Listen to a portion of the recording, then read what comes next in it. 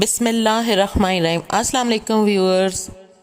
اسلام کے 5 ارکان جن پر اسلام کی بنیاد قائم ہے ان میں سے ایک حج بیت اللہ بھی ہے۔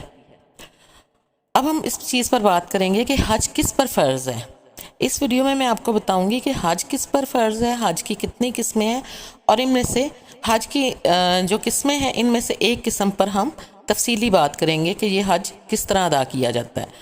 سب سے پہلے میں آپ کو بتاؤں کہ حج ان لوگوں پر فرض ہے جن کے پاس ضروریات سے زیادہ اتنا خرچ ہو کہ سواری پر درمیانہ گزارا کر کے، یعنی درمیانہ گزارے کے ساتھ کھاتے پیتے مکہ شریف تک جا کر حج کر کے واپس آ جائیں، اور اپنے پیچھے بچوں کا خرچہ چھوڑ جائیں، یعنی اپنے پیچھے جو ان کا اہل و عیال ہے ان کے لیے اتنا خرچ چھوڑ جائیں کہ ان کے واپس آنے تک وہ آرام سے گزارا کر سکیں۔ ایسے افراد پر حج فرض ہو جاتا ہے۔ حج کی 3 قسمیں ہیں۔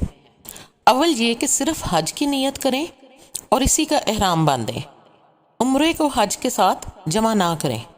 اس قسم کے حج کا نام افراد ہے، اور ایسا حج کرنے والے کو مفرد کہتے ہیں۔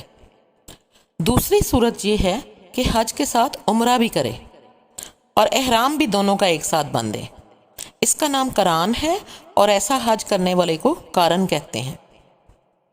تیسری صورت یہ ہے کہ حج کے ساتھ عمرہ کو اس طرح جمع کرے کہ میقات سے صرف عمرے کا احرام باندھے، اس احرام میں حج کو شریک نہیں کریں، پھر مکہ معظمہ پہنچ کر شوال یا ذیقت یا ذی الحج کی کسی تاریخ میں حج سے پہلے افعال عمرہ سے فارغ ہو کر حلق یا قصر یعنی بال کٹوانے یا منڈوانے کے بعد احرام کی حالت سے نکل جائیں اور احرام ختم کر دیں۔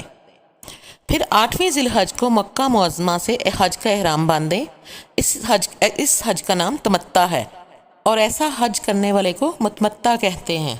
آج کی ویڈیو میں آپ کو حج تمتع کے بارے میں تفصیلاً بتاؤں گی۔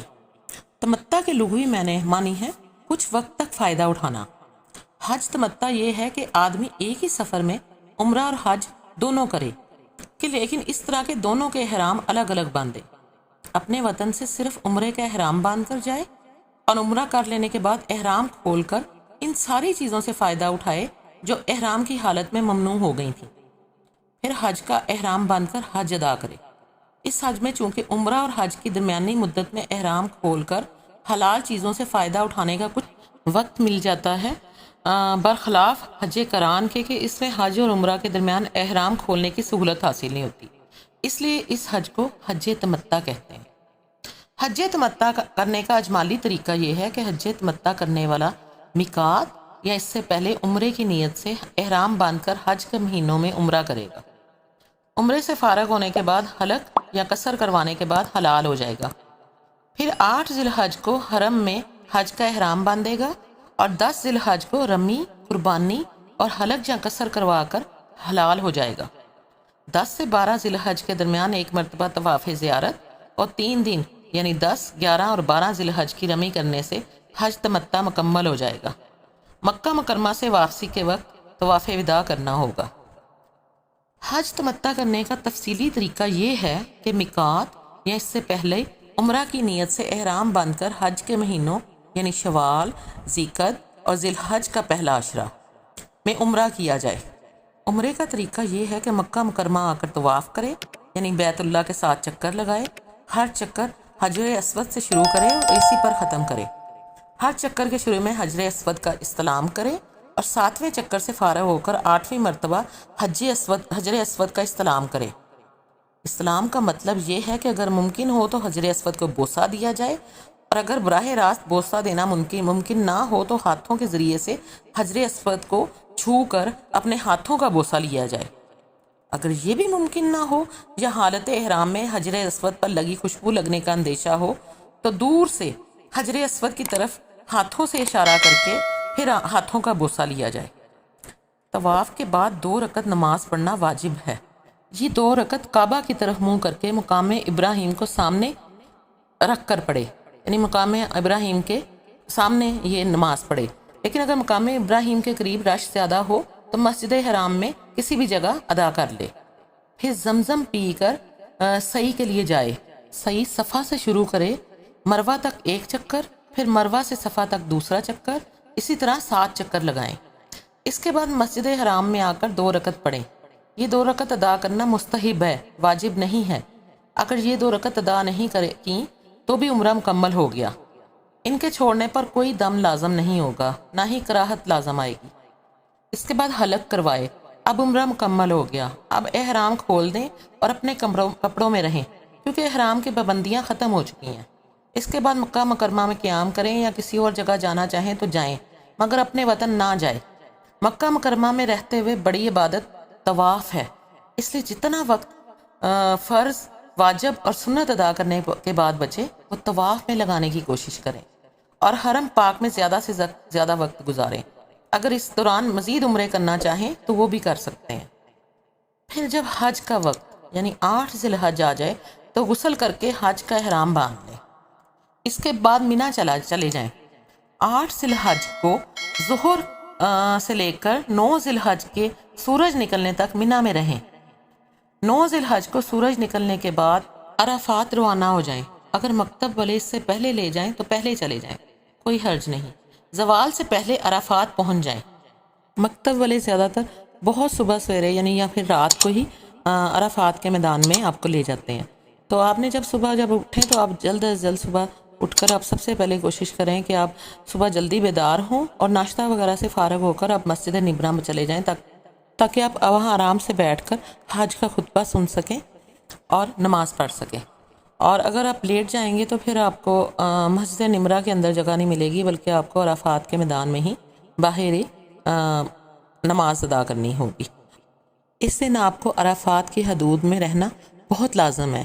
جگہ جگہ بل بورڈ اور سائنس لگے ہوئے ہیں جن کے اوپر لکھا ہوتا ہے کہ عرفات کی حدود یہاں سے شروع ہو رہی ہیں اور یہاں پر ختم ہو رہی ہیں، اور آپ کو ان بورڈز کا بہت خیال رکھنا ہے۔ آپ کو عرفات کی حدود کے اندر رہنا ہے، اور مسجد نمرہ کا بھی جو عقبی حصہ ہے وہ عرفات کی حدود سے باہر ہے، جو کہ مسجد نمرہ میں اس بات کی نشاندہی کی گئی ہے۔ آپ نے اس بات کا خیال رکھنا ہے کہ آپ جب حج کا خطبہ سنیں تو آپ کہیں اس حصے کی طرف نہ چلے جائیں، کیونکہ یہ رکن اعظم ہے عرفات میں جو قیام ہے، اور یہ حج، اس کے بغیر حج نہیں ہوتا۔ اگر آپ عرفات کے اندر انٹر نہیں ہوتے تو حج نہیں ہوتا۔ اس لیے بہت بیمار اشخاص بھی ہوتے ہیں جو کسی بھی وجہ سے بہت زیادہ علیل ہو جاتے ہیں، تو ان کو بھی ہیلی کاپٹرز میں یا ایمبولینسز کے ذریعے عرفات کے میدان میں لایا جاتا ہے تاکہ وہ کچھ دیر سے ہی عرفات کے میدان میں آ کر وقوف کریں تاکہ ان کا حج ادا ہو سکے۔ وقوف میں دعائیں پڑھیں، کلمہ طیبہ، کلمہ شہادت، تمجید، استغفار، درود شریف وغیرہ جس قدر ہو سکے پڑھیں، اور کھڑے ہو کر پڑھتے رہیں۔ کھڑے تھک جائیں تو بیٹھ کر پڑھیں۔ اسی طرح آپ وقوف کریں اور عرفات میں دعائیں مانگیں، اپنی زبان میں مانگیں۔ اگر آپ کو عربی میں نہیں آتی تو اپنی زبان میں مانگیں اور کھڑے ہو کر مانگیں، اور خواتین اگر چاہیں تو اپنے خیموں میں بھی بیٹھ کر دعائیں کر سکتی ہیں۔ اور اس کے بعد غروب آفتاب کے بعد عرفات سے مزدلفہ کے لیے روانہ ہونا ہوتا ہے۔ مغرب کی نماز عرفات میں نہیں پڑھی جاتی، بلکہ مزدلفہ میں جا کر ایک اذان اور ایک اقامت کے ساتھ مغرب اور عشاء کی فرض نماز اکٹھے عشاء کے وقت میں پڑھیں۔ پھر اس کے بعد پہلے مغرب کی سنت، پھر عشاء کی سنت اور وطر وغیرہ پڑھیں۔ اگر نیند آ رہی ہو تو سو جائیں، اور اگر جاگتے رہیں تو ذکر، تسبیح، درود، استغفار اور تلاوت وغیرہ میں مشغول رہیں۔ تہجد پڑھیں یہاں تک کہ صبح صادق ہو جائے۔ اسی دوران تقریباً آپ نے وہاں سے 70 کنکریاں بھی جمع کر لینی ہیں۔ جو وہاں پہ کارپیٹس وغیرہ بچھے ہوتے ہیں آپ کے قیام کے لیے مزدلفہ میں، یا سونے کے لیے، آرام کرنے کے لیے، کارپیٹ وغیرہ سعودی حکومت کی طرف سے بچھائے گئے ہوتے ہیں۔ ان کارپیٹس کے نیچے آپ کو چھوٹی چھوٹی گول گول کنکریاں نظر آئیں گی۔ وہ ایک خاص سائز ہوتا ہے، نہ بہت زیادہ چھوٹی لینی ہے اور نہ بہت زیادہ بڑی لینی ہے، درمیانی سی گول سی کنکریاں آپ نے تقریباً 70 جمع کر لینی ہے، اور چھوٹی تھیلی میں ان کو جمع کر لینا ہے۔ اور اس کے بعد آپ نے فجر کی نماز پہلے وقت میں، یعنی کہ اندھیرے میں جب ٹائم سٹارٹ ہو اسی وقت پڑھنا ہے، پھر کھڑے ہو کر وقوف کرنا ہے، اور کچھ دیر دعا کرنے کے بعد پھر اس کے بعد آپ نے مینا آ جانا ہے۔ مینا میں اس دن یعنی 10 ذی الحج کو صرف جمرہ عقبہ یعنی سب سے آخر والے بڑے شیطان کو 7 کنکریاں مارنی ہیں۔ اس کے بعد مینا ہی میں یا حدود حرم کے اندر کہیں بھی قربانی کریں۔